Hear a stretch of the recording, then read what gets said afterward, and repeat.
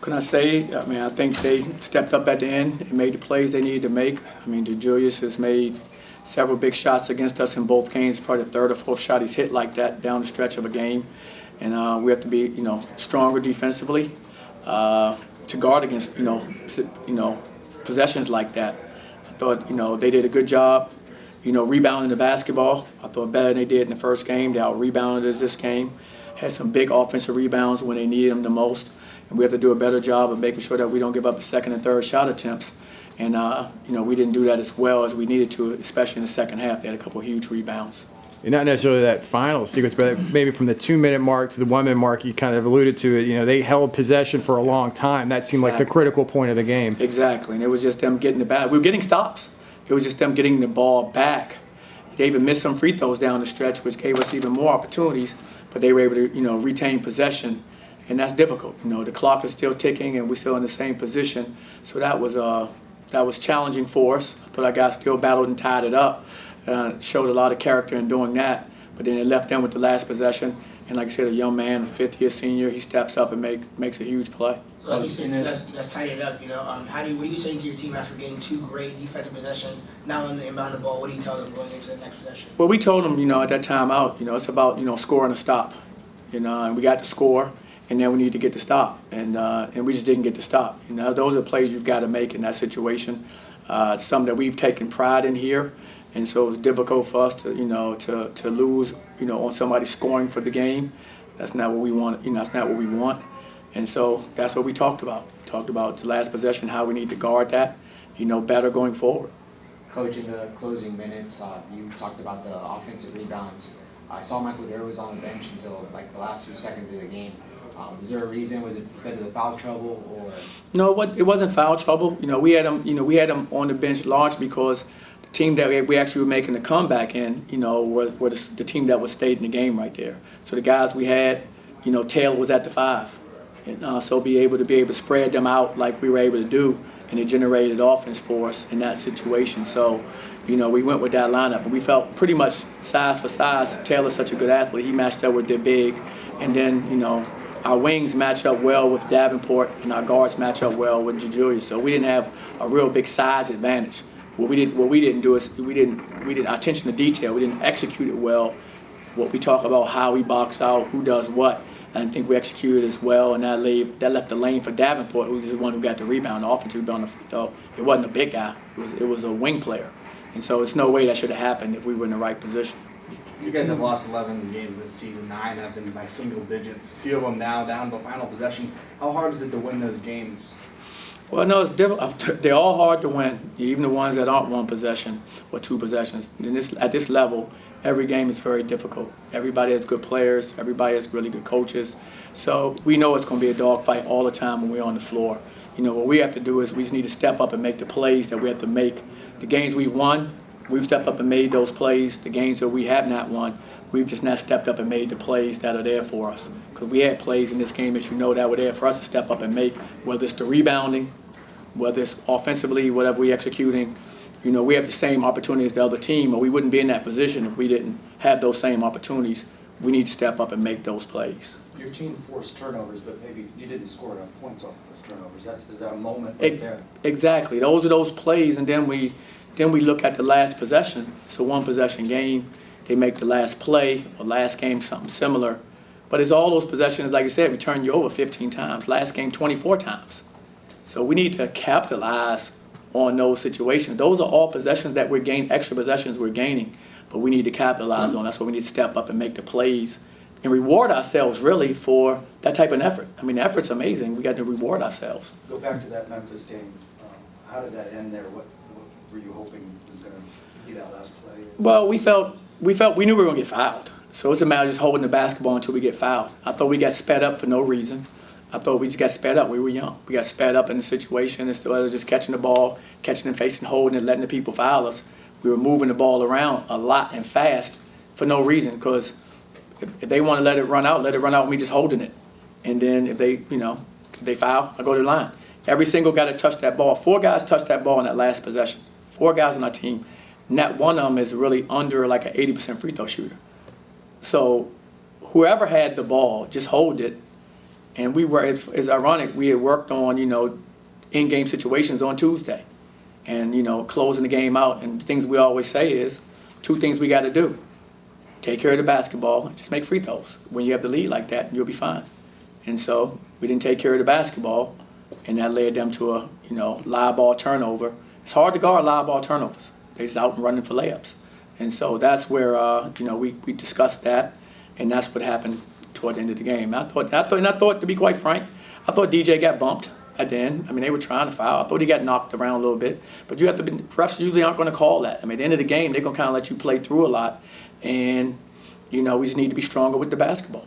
Despite having Michael Durr and Terry Hunches back, your tandem, Odio Oguama, 7 for 7 inside. How do you guys set a more aggressive tone inside the paint? Well, I mean, he did a good job of finishing around the basket. He definitely finished with, in the post. But several of his shots were just on pick and roll where he rolled down the middle of the lane and dunked it. So that has nothing to do really with our bigs in that coverage. It has something to do with our rotations that we make, that we're supposed to have. And so I can't put that on our bigs. If he scored maybe a jump hook or 2, or offensive rebound putback maybe, but the other probably 4 to 5 possessions that he scored on was off the ball screen, and that we can't have.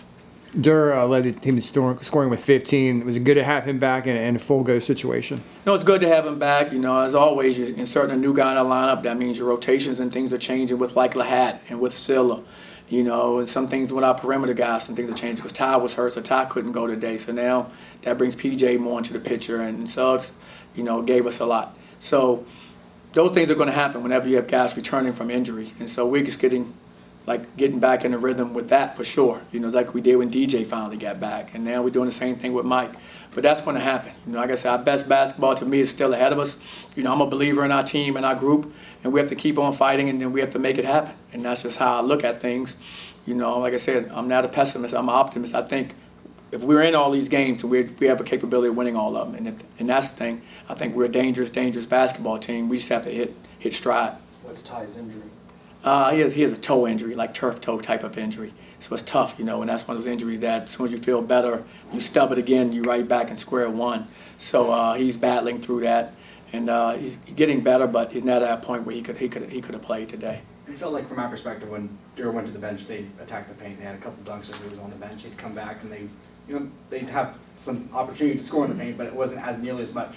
So what impact does his presence make when he's on the court defensively? Oh, huge. I mean, like I said, when his presence, it's just you can look at the numbers and it tells everything. When he's played for us, points per game when he's played, versus when he hadn't played for us, is a stark difference. And so yes, we know he gives us a really good presence. He's big, he's physical, and he's experienced. So he knows how most of the coverages that we talk about. He understands those coverages pretty well, and so that helps as well. Coach, moving forward, what can you guys work to reward yourselves from those efforts that you guys are putting in? Well, I think tough lessons are lessons learned. I'm a big believer in the tougher the lesson, as much as it hurts right now, and it definitely hurts me and it hurts our team, I think you grow and you learn from being in those positions, what to do. You have to remember, we're out there a lot of times, Jalen, sophomore, Darius, sophomore, Taylor, freshman, and when Silla was playing, another freshman. And then you're looking at, guys like PJ, when he gets in the game, he's a freshman.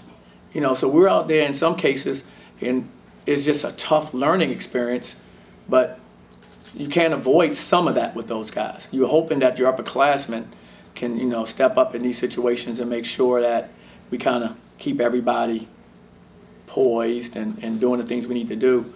And they're not doing a bad job of it, to be quite frank. They're talking with our guys, and they're helping them as best they can. They're learning our system too. They're new, so they're learning our system. But they are, it's a function of not being as experienced in some cases. And I think some of the things that have happened to us in these type of games goes with just being a little bit more experienced and understanding exactly how to get it done. Even though the ball didn't bounce your way tonight, what's some positive you can take away from this game? I thought our second half, we shoot 58% versus this team in the second half. They're a pretty good defensive team. So I thought we did a lot of good things offensively. I think that's a positive. I thought our upperclassmen, when I look at Michael Durr, Ithiel, and CJ, especially Ithiel and CJ in the second half, and Michael Durr throughout the game, upperclassmen, stepping up and doing the things that they're capable of doing. We think those three guys are as good as any of the guys at their position. And I was glad to see them play like that. So now we need to keep that going where those guys remember what they did in the second half, and let's retain that going forward. And I think that makes us a very formidable team because, we have a lot of threats out there that are capable of having really good nights offensively. Darius had a couple of tough moments there with the back-to-back fouls. What happened there, and what did you say to him? I didn't see the plays, so it's tough for me to say. I mean, they did went back and reviewed a flagrant. I'm not sure if you guys saw it, but I didn't see it. Can anybody tell me what they saw? I don't know. I mean, I didn't see it, but it wasn't. I know it wasn't to the point where somebody saw it right away because they went backtrack to get that play.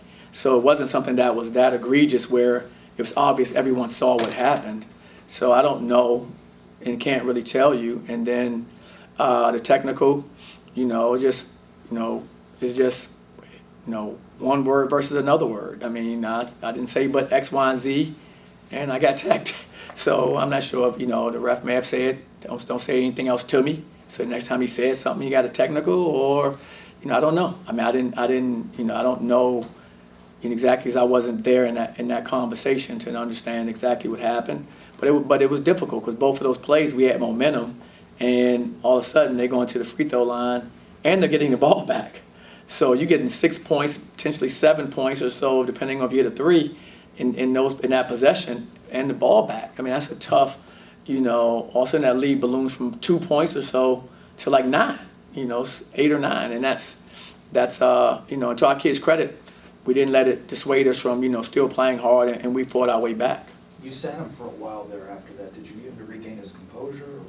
Yeah, and also not only that, we looked at it was going pretty good for us with the lineup we had out there. We kind of go with the guys who Jalen was running it pretty well. The other guys around was playing, so we had a good flow going at that point in time. You don't know if that's going to happen, but when it happened, that gives us a chance to give DJ a little more rest. So he comes back at the end of the game, he's fresher. Because he played so many minutes for us. Even this game right here, he played 29. This is probably 30 really. It's the lowest game he played. Last game he's almost 40. He's played like 39 minutes, and he's been playing those type of minutes. So that's tough. So you want to try to, if you can give a guy a blow or rest, and guys who's supporting are holding their own or even helping us, gain a lead or increase a lead or catch up, then that gives us more time for him to be rested. So coming down the stretch, he's fresher. And so we looked at it that way. The lineup was playing fairly solid, so it was no need to change. Let him get rest. When he comes back, he's ready to go. How big is it to win this next game, this Round 4 game here at home? It's very important. One, it's our rival game, so that always makes it important. And two, we're still playing for something. We have opportunities in front of us, and we have to take advantage of that. And so we need to be a very excited team with a lot of energy to compete and keep moving forward. Thank you, Coach. Thank you.